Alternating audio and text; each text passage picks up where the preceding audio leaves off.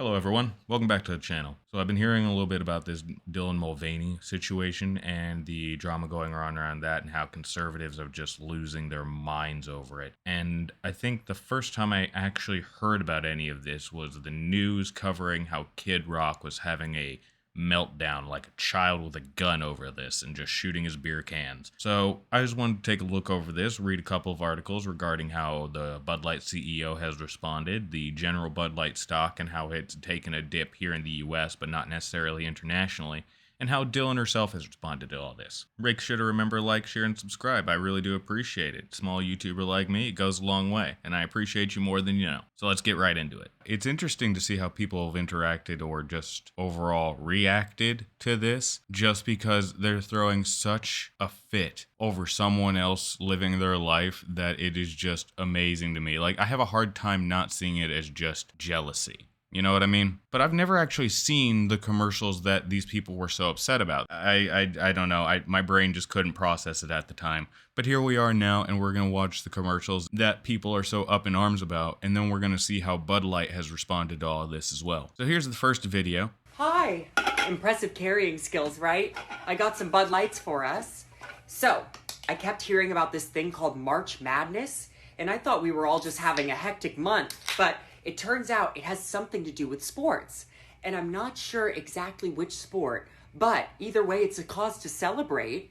This month, I celebrated my day 365 of womanhood, and Bud Light sent me possibly the best gift ever, a can with my face on it. Check out my Instagram story to see how you can enjoy March Madness with Bud Light and maybe win some money too. Love ya! Cheers! Go team! Whatever team you love, I love too. Okay. Love ya. Okay, break a leg. Woo! Okay. I find it funny how at the end there, she takes a drink of the Bud Light, like it's poison water, like it's just sickening or just too bitter or something. I don't know. I just thought that was funny.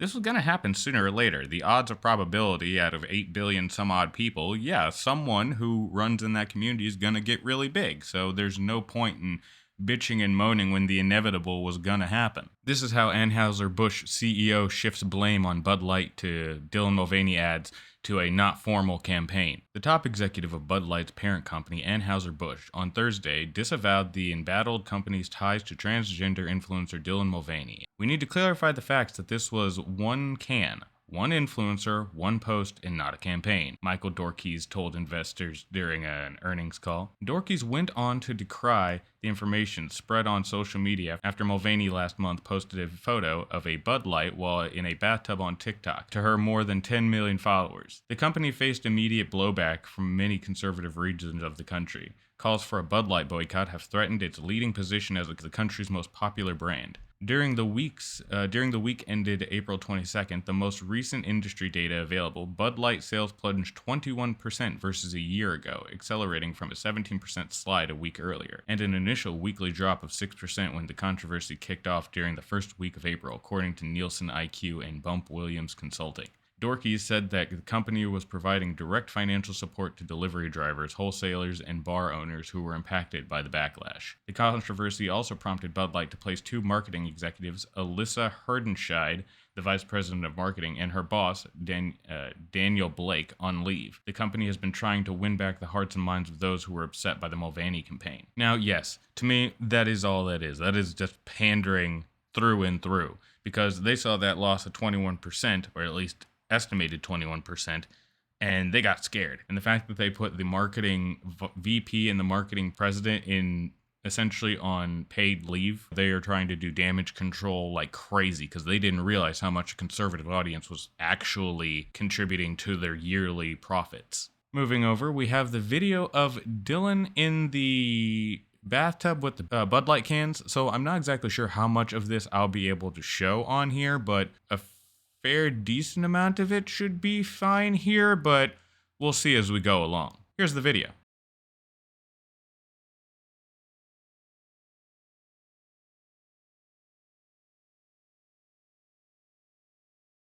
Was she supposed to be playing the piano back there? I can't tell. Was she just trying to pop the bubbles? Was she trying to be playful? What's going on?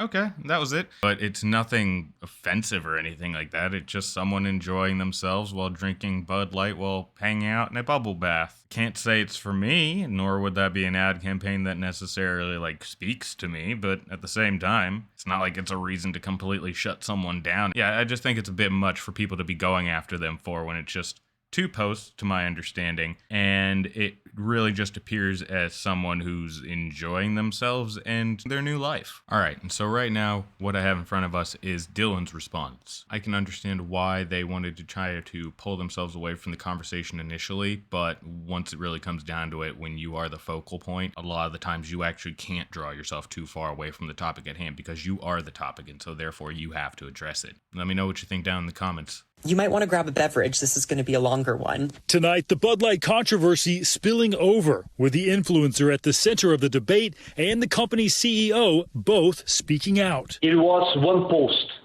not a formal campaign or advertisement. Anheuser-Busch seeing a flurry of hate online after partnering with trans content creator Dylan Mulvaney. That partnership enraging many beer drinkers.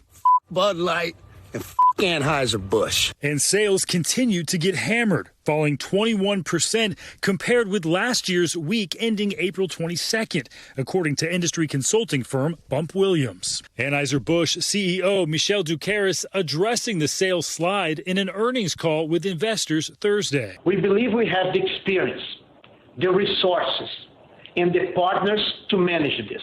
But it doesn't seem like some beer drinkers are ready to move on. It's amazing to me how they all like to throw little tantrums and get mad at a beer company. I'm not here to judge and I'm not here to be judged, but I'll be damned if I can't say that. It's I thought we were all raised to act like adults once we hit a certain age. Because to me, I was always raised with that mentality of you represent your parents. Now, granted, is that the healthiest thing in the world? I can't say 100% that it is all the time, but at the same point, it did teach me how to act with tact, as one might call it. Bud Light posting its first commercial since this controversy started.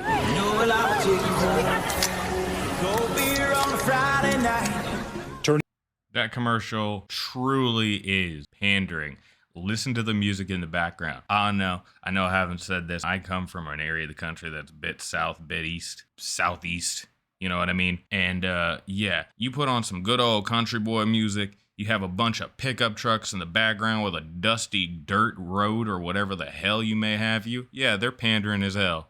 A company spokeswoman telling NBC News that 2 top marketing executives are taking a leave of absence. This situation has impacted our people and especially our frontline workers. And saying the company will provide direct financial support to frontline teams and wholesalers. The Wall Street Journal reporting that comes in the form of a free case of beer for employees of distributors. So their gift to people that were affected, quote unquote, by this for a case of beer, that's how you're paying people who were affected by this ad. Yeah, ad, because they claim it wasn't a campaign. But yeah, by this little ad run, and you're going to give them cans of beer. What kind of fucking country do we live in that a can or a case of beer counts as payment? Here's Dylan's response from Instagram. It's day 9,610 of being a human, and I'm going to try to leave gender out of this since that's how we found ourselves here. I've been offline for a few weeks, and a lot has been said about me, some of which is so far from my truth that I was hearing my name and I didn't even know who they were talking about sometimes. And it was so loud that I didn't even feel part of the conversation. So I decided to take the back seat and just let them tucker themselves out. But I'm doing okay. I'm trying this new thing where I don't pressure myself to share anything before I'm ready. And I'm actually sitting with my emotions, not reacting, waiting to respond. And shockingly, I can't recommend it more. Therapy is paying off here, people. So I've been having crazy deja vu because I'm an adult, I'm 26, and throughout childhood, I was called too feminine and over the top. And here I am now being called all those same things, but this time it's from other adults. And if they're going to accuse me of anything, it should be that I'm a theater person and that I'm camp. But this is just my personality, and it always has been. I grew up in a conservative family, and I'm extremely privileged because they still love me very much. And I grew up in the church, and I still have my faith, which I am really trying to hold on to right now. But I've always tried to love everyone, even the people that make it really, really hard. And I think it's okay to be frustrated with someone or confused, but what I'm struggling to understand is the need to dehumanize and to be cruel. I don't think that's right. You know, dehumanization has never fixed anything in history, ever. I was nervous that you were going to start believing those things that they were saying about me, since it is so loud. But I'm just going to go ahead and trust that the people who know me and my heart won't listen to that noise. What I'm interested in is getting back to making people laugh and to never stop learning.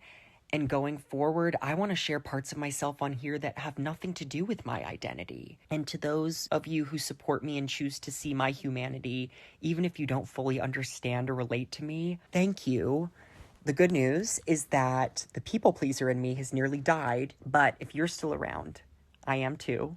And I love ya. Seems very sweet, seems very genuine. They opened up a fair bit there. And admittedly, it's like, I can understand where she's coming from. This is, well, it's annoying, it's frustrating. It's as she said, humanity has never benefited from dehumanizing each other. I do appreciate how she acknowledged that she's learned to be more patient and to not just react emotionally and things like that, because I feel more people in this world could serve to learn that same lesson. It goes a long way to show one's own maturity, and I didn't know that she was only 26, because that shows a lot of maturity for her age. More than you'll find with a lot of people nowadays. To me, this all seems ridiculous. Dylan didn't do anything wrong, just partook in a normal advertisement like you would as any content creator. Who wouldn't take that job? It's the same thing with the Tiger Woods going to, or I think it was Tiger Woods, go and play that PGA game. You turned down a $200 million deal. You won't do it. Now, this is an article that I had found a little bit before those last two videos, and it kind of led to this whole thing.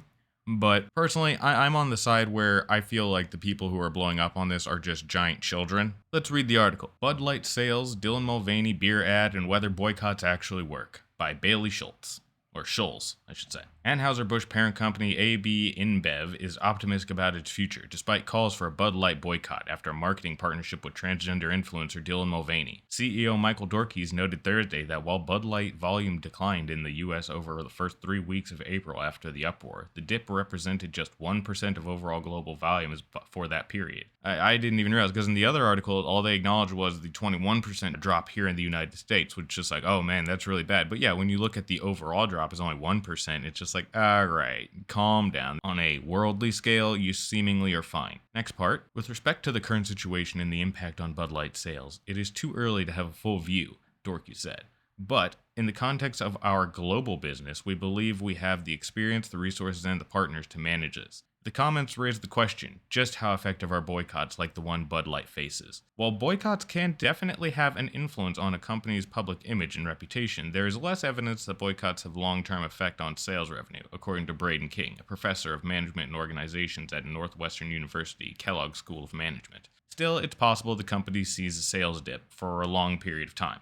According to Stephen Pruitt, a professor of economics and finance at the University of Missouri, Kansas City, who co-wrote a 1986 paper that studied the share prices of firms at the center of the 21 boycotts. Moving to the next section, the AB InBev earnings report earnings of 65 cents a share on $14.2 billion in total revenue. This surpassed analyst expectations of 59 cents a share on revenue of $14.1 billion. The chief executive said on Thursday earnings call that it's too early to understand the duration and total impact of the boycott. Dorkey said AB InBev is providing direct financial support to frontline teams working for the company and its wholesalers who will be tripling media spending for the Bud Light brand over the summer. AB InBev is fully committed to get our plans and our brands and portfolio to rebalance, Dorkey said. We are investing in making this happen. And as acknowledged previously, of course he's invested in making it happen.